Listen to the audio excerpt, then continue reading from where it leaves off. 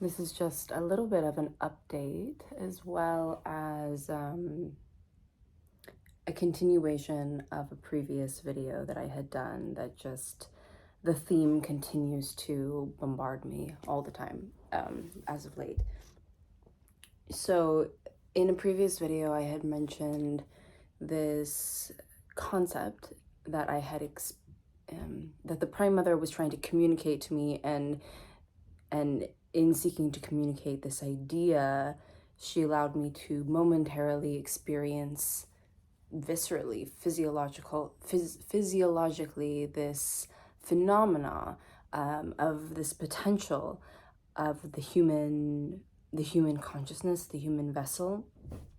And what I experienced was the same experience I had had the first time I encountered her consciousness, except in the reverse. So the first time I encountered her, I had the experience of her her mind, her entire consciousness opening inside of me, and I became aware of her, she became aware of me, we became unified as one cohesive and continuous being. And she was sort of operating my being through her own mind, if that makes any sense. Not in a form of possession, but I almost felt that, and this relates to the why it's the reverse. I almost felt like I it was as if I was a cell in her body and I became aware of her, and we were in this unison.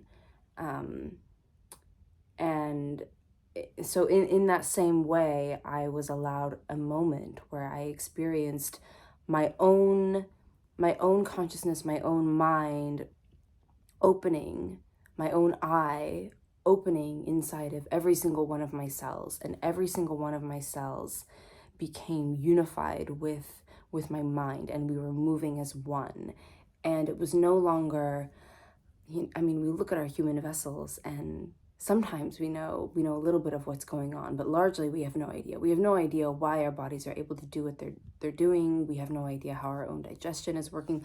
When there's pain in our body, when there's some symptom arising in our body, we're not really able to break down into the smallest pieces the mechanisms that are moving with each other. We're sort of blind to our own bodies. And in that moment where she was revealing to me this potential of consciousness, it was like I knew where every single cell in my body was. I knew what each one was doing. I was inside every single cell, as well as observing on the outside every single cell. I understood every collective of cell, every organ, its purpose, its function. I was a blood cell in my own veins and capillaries, moving through the tunnels, through the walls of my veins. I was completely cognizant of everything that needed to happen and how it was to happen, and the timing and the rhythm of how it was supposed to happen as a single cell and as the entire community of cells within my body. Almost like being so cognizant of the system of government within your own body and all of the moving parts. And she was like, this is what it would mean to be an awakened human. This is what it is. Where mind and body become unified truly. And it started, and I started to get into this a little bit last time, and I didn't, but I think it's worthwhile mentioning the understanding, the feeling that I had when I was experiencing this was that all of the all of the teachings about marriage and the masculine and the feminine from ancient times, this is what it was about. That it was never about two humans, one biologically male, one biologically female, coming together, and that somehow now this is one perfect whole. We in ourselves need to become a perfect whole by unifying mind with body, the mind being the masculine, the body being the feminine. They are unaware of each other. The mind seeks to ignorantly dominate without understanding the body, and the body, it's like the body does not trust the mind enough to be able to receive the mind. And she was saying the body needs to yield, not in a submissive or subservient way. And I think this is also where maybe in these teachings of male and female, where all of this became so confused, she was saying it's a very different when you say submit, or when you say yield, you can often think of it in a way as some other dominating presence now having full control over some other entity. And she was saying it's not like that, it's more of a host. When a host is hosting some gathering or a party, she receives others into her space, but she's not allowing, tyranny to reign within that space. She is sovereign, and she is it's almost like the body receives the mind, but the body is what holds all of the intelligence. And in a way, and so the message was, neither of them are in conflict with each other, body and mind. One is not dominating the other. They are dancing in perfect harmony together. And the body, the image that I was given was like, the body is the book. The body is a book, and the mind is the light or the power of illumination that allows the being to read the book. And I mean, maybe that sounds strange, but it's like, the way I was thinking about it was, the amount, we think that the mind is the intelligence. That seems to be so almost intuitive, right? The mind is the intelligence, but the mind is not where the information and the codes lie. The body is where the information, all of the stored memories from all timelines that have ever been and will ever be, lie within the body, lie within the bones, and that's where all the information is. And the mind is just the power to be able to read the information of the body and to make sense of it. But the body does all of it on its own. I mean, the female body literally weaves another human body within its womb, but consciously a woman is not doing that. A female, when they are weaving the body of a fetus within themselves, they don't have to think of it with mind. Mind has nothing to do with it.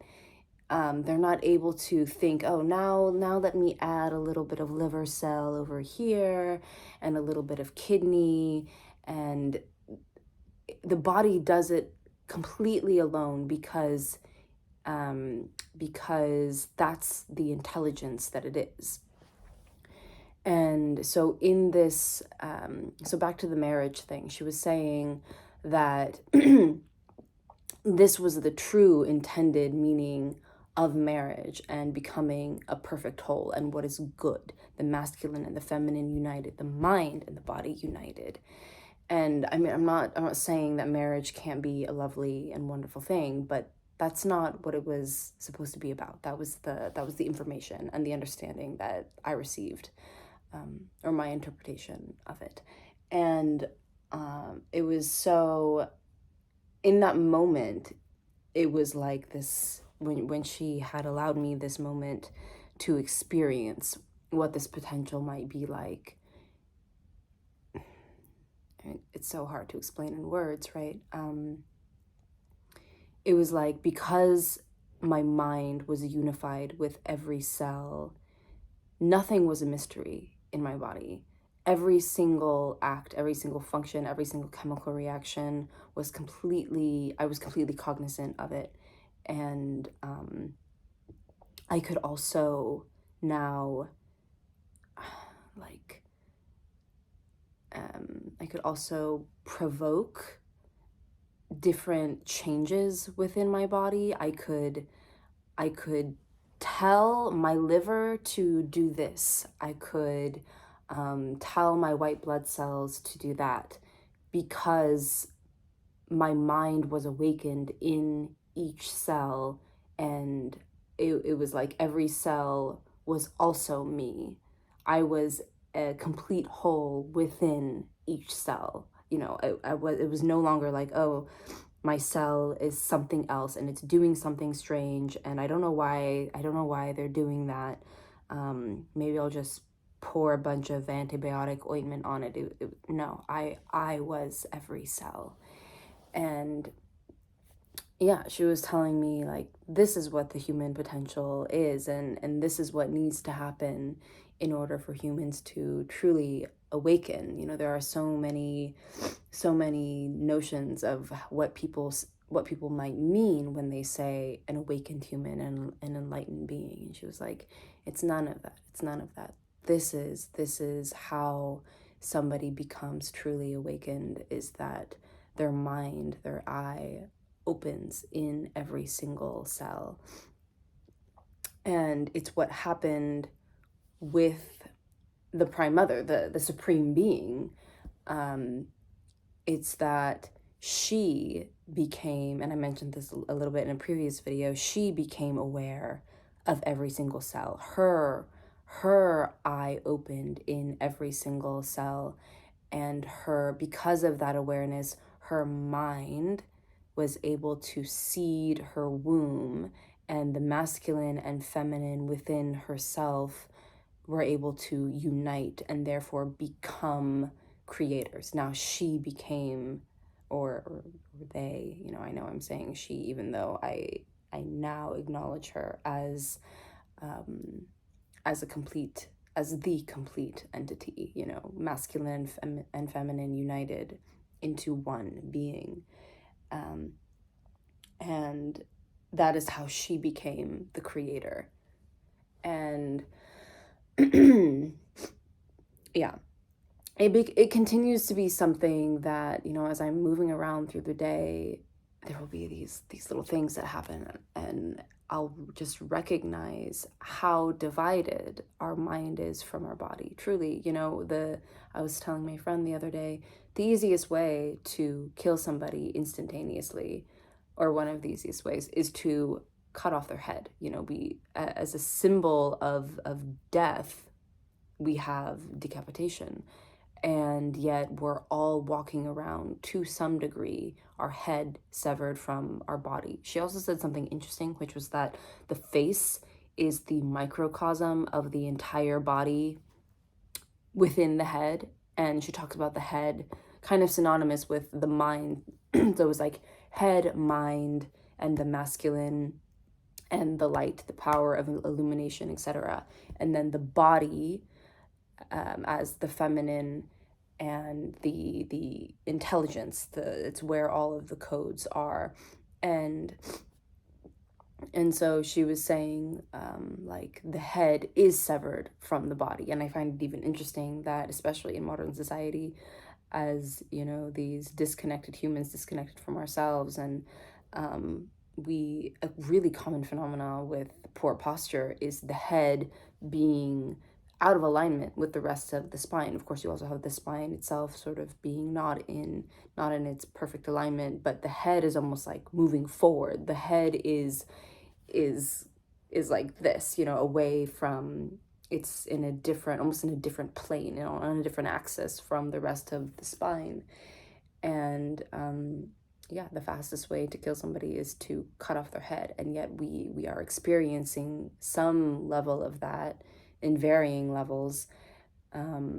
even when we are quote unquote alive. And the feeling that I had was like, we're not really alive. This is not really alive. This is why we deteriorate. This is why we die, because our head is not in alignment with our body. Our mind is not in alignment with the body, with the intelligence. And there is some modality, some way of being, some beingness to unite mind with every single cell in the body, truly.